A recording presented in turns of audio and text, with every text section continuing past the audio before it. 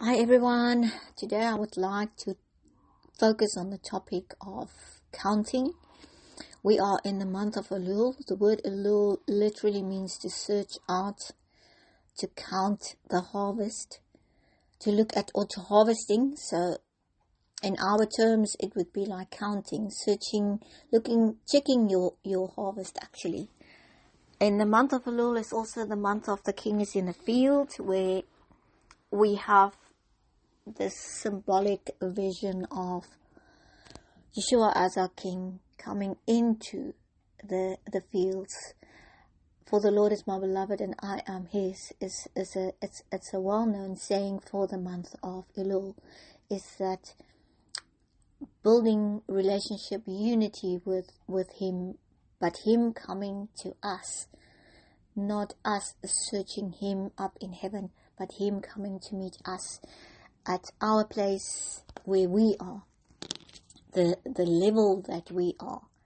But what does it really mean? And I was praying this morning, and I had this vision of the King Yeshua coming into the field and really inspecting the harvest. So in a way, he said to me, it's not only to meet the harvesters, but it's to look at the harvest, the quality, the quantity, to count his harvest. And every year, the same time, he comes and then he needs to make decisions on what he needs to do for the next year. And that decision is the decision will happen on the day of Yom Kippur, when decisions will be made by the judge of the whole world, the whole universe, and he will decide on the harvest, on our lives, on what is happening for our new year. But he is making that decision after evaluating the harvest.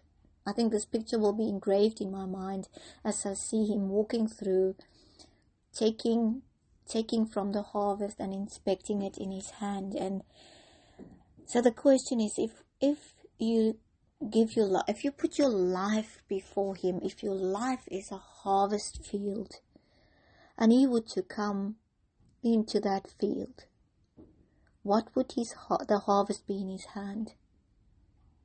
If we think a little bit deeper into our households, this is our house, it's a place where we are, it's our little private spot, it's our little Garden of Eden, where we do what we want, how we want, and we're the king of this little household.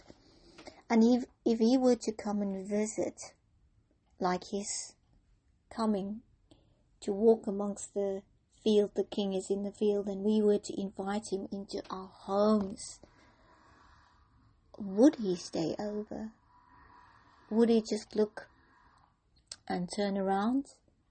Or would he be welcome? Would he feel, yes, I would like to come, and like he said to his disciples, I would like to come and stay with you tonight.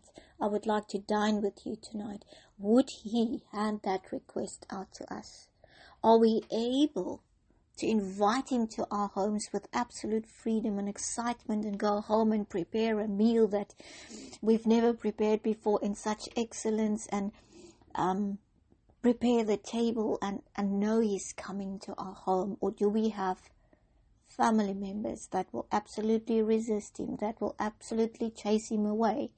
Do we have that security in our hearts if we count our own harvest, which is easy to do? You just have to sit down for a few moments and just look at the fruit in your house, look at the fruit on your table, look at the fruit around you, and know that, yes, he will be welcome, or no, I can't even go out and invite him. I think it's a very important time of the year. On the Jewish calendar, it is the last month of the year before they start the new year on Rosh Hashanah, and which is a reset for our time. It is a reset for our harvest fields. It's a reset for our emotions. So this is, we have up till Yom Kippur, we have time to reflect, time to make decisions, time to change. But we won't change unless we count the time, unless we count our harvest unless we first go out and see for ourselves. So this morning, I want to invite you to a time of inviting the King in your harvest field at the level where it is right now, and ask Him, Lord, show me how I can change this. Show me, if you have a farmer that has constantly failed, his harvest is failing, but he's a farmer. He lives off the field, he eats, but he's poor. He just doesn't make a success. And what is the best thing? It's not to run away from the King. It's not to say, no, he mustn't come here, I'm too poor. He wouldn't be... This is not what the King is looking for. The King is looking for those who are seeking Him, seeking His advice, seeking His help. And He's coming down to us, to your level, to help you change it.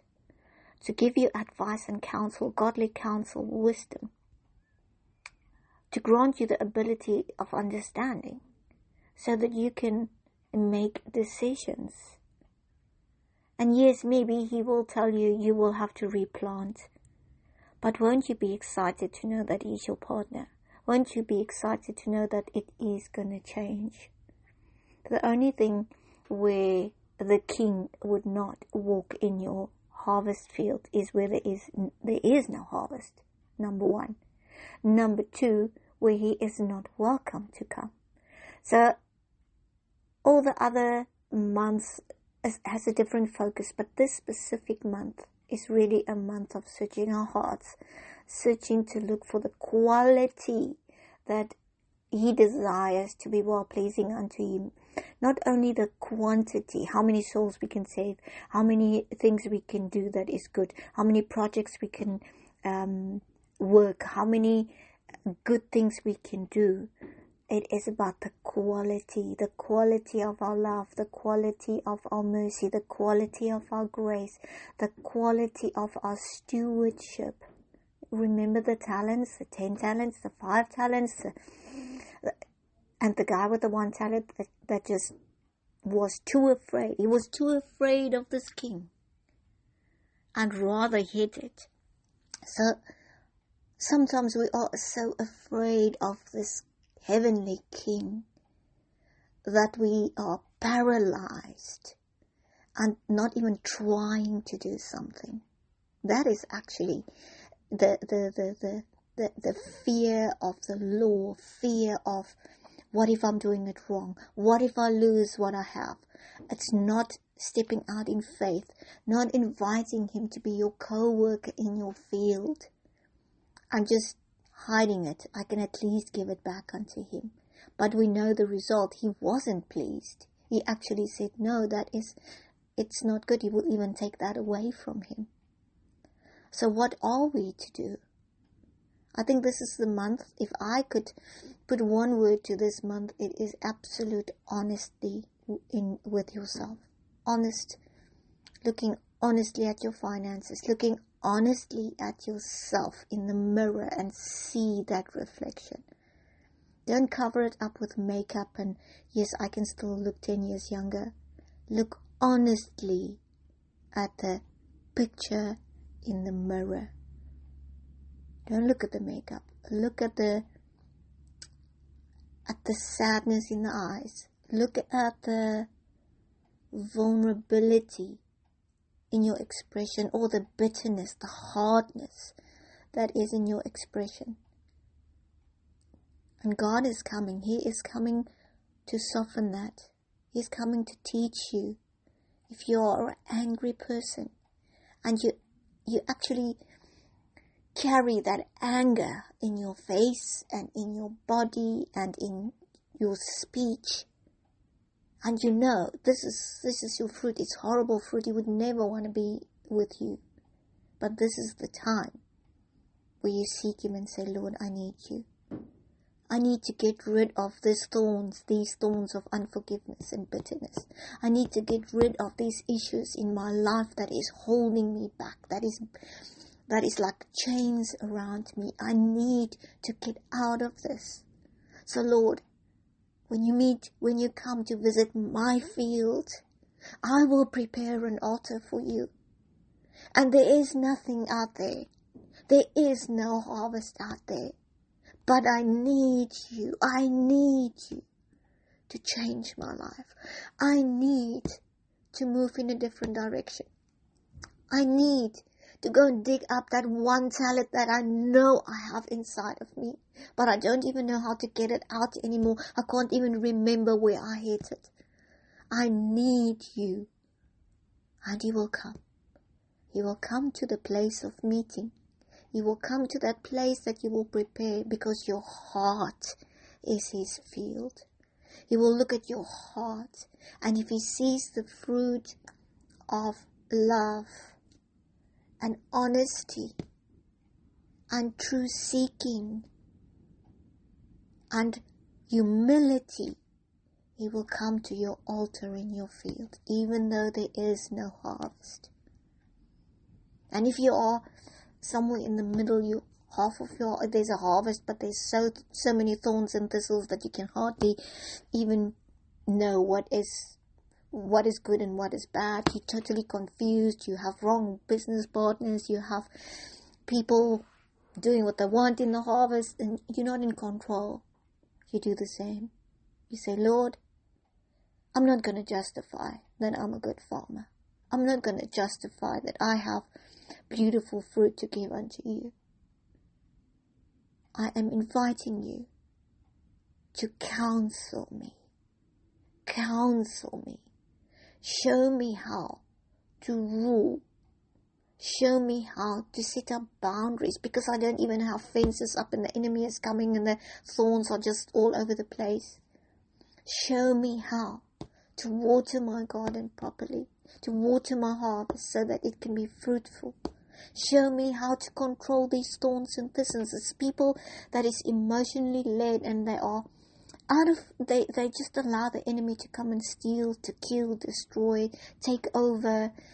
They can't lay boundaries down and say to people, this is off limits, you're not allowed to do this. They compromise the whole time. It's a struggle to just keep their harvest pure. It is a struggle not to compromise. It's a struggle to say no. It's a struggle not to have that confidence and believe that God can help them. That's a struggle to always feel inferior because you compare yourself with these successful farmers around you and you're just not living up because you cannot produce. Remember, the success is measured by the fruit. You either have good quality or poor quality.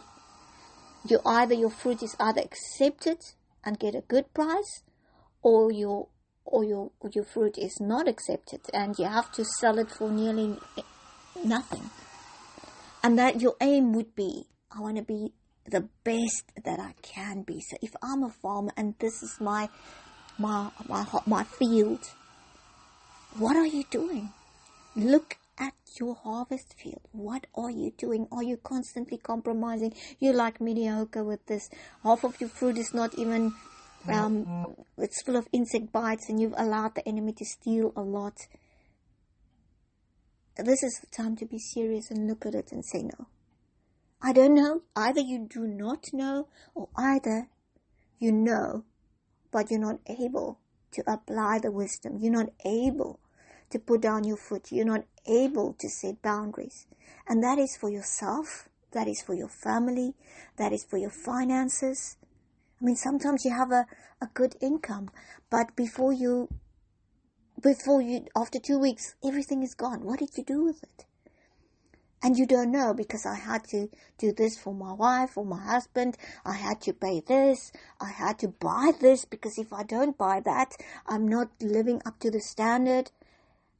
Then you're not in a place of rulership. The enemy is actually ruling your budget. The enemy is actually taking what God has given you, placed in your hand, and he's stealing from you. And you have to be honest enough to say, Lord, this is what's happening to my finances. This is what's happening. And it's not, the problem is not the amount of money in your hand. The problem is the stewardship and how you deal with that money. Because some people can get out with very limited amount of money in their hands, and they have a smile on their face. They still eat, they still have a place to stay, and they're full of joy and happy. How is it possible that they can have that fruit, yet they have so little? Because they have God on their side. The enemy doesn't steal the little bit that they have. The little bit that they have, they can sow, they can live off that, because the Lord said, the word teaches us that God gives bread to the eater and seed to the sower. So there's either seed in your hand or bread, and you can even make bread or whatever, but they're happy because they're happy with 1 or 2 breads. But now, if you want 100 breads and you want a lot of seed to sow, and now you have to please other people, and you only get 80 breads, you are super unhappy because I'm not at the 100. But if you compare yourself to the guy that only wanted 2, he's happy. And it's about expectation of yourself, something that you place on you. Yes, there are different callings, different financial callings, different things, but this month specifically is the month we need to focus on a lot on finances. But finances, remember, is not an isolated thing. Finances is a fruit of your heart. Finances is a fruit to say, I'm walking in the blessing of God. That is fruitfulness. And this time of year, the Lord comes to visit His harvest fields. He is looking. He's looking at your life. Remember our life, our king. The kingdom is within us, and He is coming down to this kingdom to see, and to know, and to help, and to advise, because He loves us. And that is why the saying is so true, that for this month, my beloved is mine and I am my beloved's, because He's coming. It's out of love. It's a love connection. It's a love connection. It's not to condemn us. It's not to destroy us. It's not to make us feel guilty. It is to help us. So this morning we will be focusing on the next month a lot on finances, financial principles. But for this specific day, I want you to really go to your quiet place, that little secret place, that little altar that you've built for you and the Lord. And I'm not talking about a physical altar. I'm talking about that little place where you can just be quiet, spend time with God, and look in the mirror. Look at what is in your heart. Look at your life. You have to look at your life. And before God tells you this is wrong, because what He sees is also something that you can see. You just have to take time out and really look deep in the mirror. The mirror is our word. He can tell you now what is wrong. And sometimes we already know. From inside, we already know. This is out of alignment. This is not a priority. I need to correct this. But walk with God. Let Him come visit you. Let Him come sit with you. Let Him come counsel you this month, because He loves you. He wants to see you successful. He wants to see that you are the best of your version, the best version of you, because He created you with that purpose. He created you to be fruitful. He created you so that He can come visit you this month. Walk through that harvest. The both of you can walk through that harvest, and you can look at each other with a smile, and He can be well pleasing with you. Good and faithful servant, and you can walk away there and know that you will be blessed for the next year. Every facet of your life would be blessed because you walk in covenant with Him. So we will also relate a lot to covenant relationship in the next few lessons of this month, but I hope you can really find the time today or as soon as possible to really do some introspection and reflection. Shalom.